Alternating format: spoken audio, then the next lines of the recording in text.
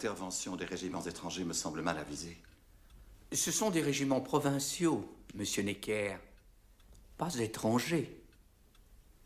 Et je peux compter sur leur loyauté en cas d'insurrection de la capitale. Les gens ne regardent pas les uniformes, sire, mais les hommes qui les portent. Ils voient les troupes suisses et allemandes, dont la plupart ne parlent pas un mot de français.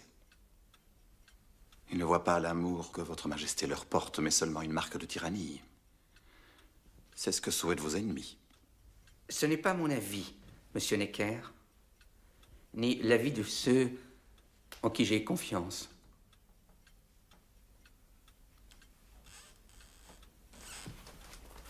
Alors, votre majesté, je n'ai pas d'autre choix que de vous offrir à regret ma démission.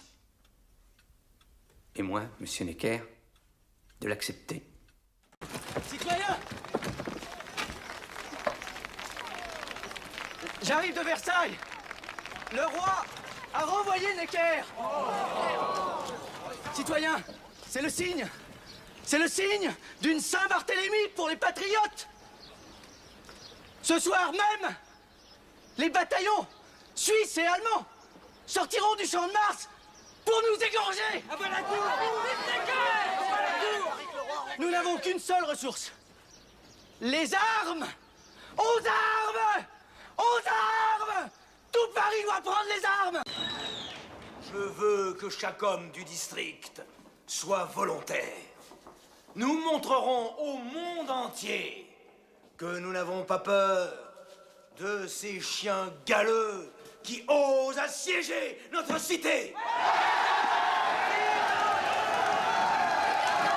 Les armes, on les prend où? Les fusils sont aux Invalides et la poudre à la Bastille.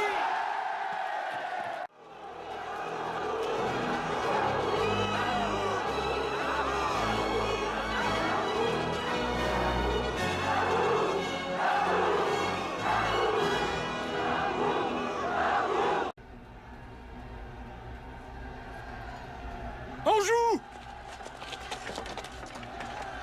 Feu! Feu par Dieu!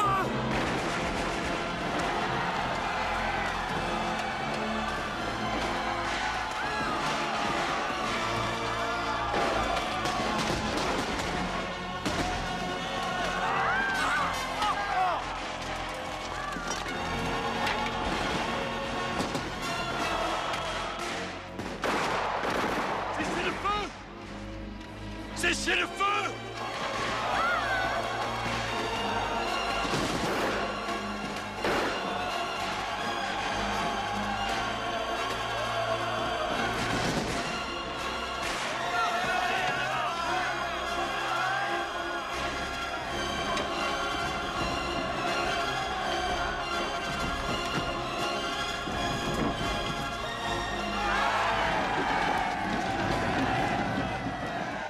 Que faites-vous?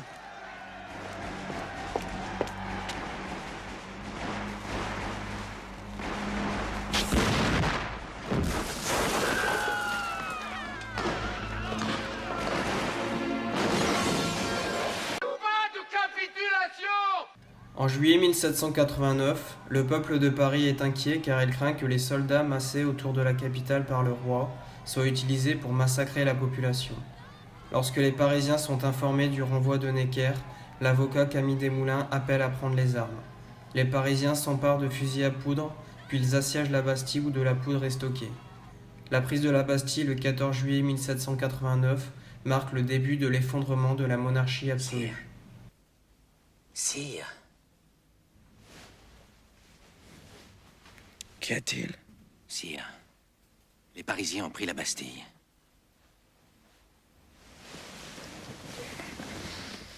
Pris la Bastille?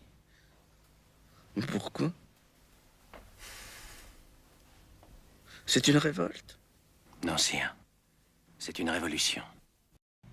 Dans les campagnes, la rumeur que les seigneurs vont détruire les récoltes pour provoquer une famine entraîne la révolte des paysans qui attaquent les châteaux. Face à ces violences, l'Assemblée réagit en supprimant tous les privilèges de la noblesse dans la nuit du 4 août 1789. C'est la fin de la société d'Ancien Régime. Sous la pression des Parisiens, Le 26 août 1789, le roi est obligé de promulguer la Déclaration des droits de l'homme et du citoyen qui affirme la liberté et l'égalité de tous les hommes. La France reste une monarchie, mais le pouvoir royal est fortement affaibli.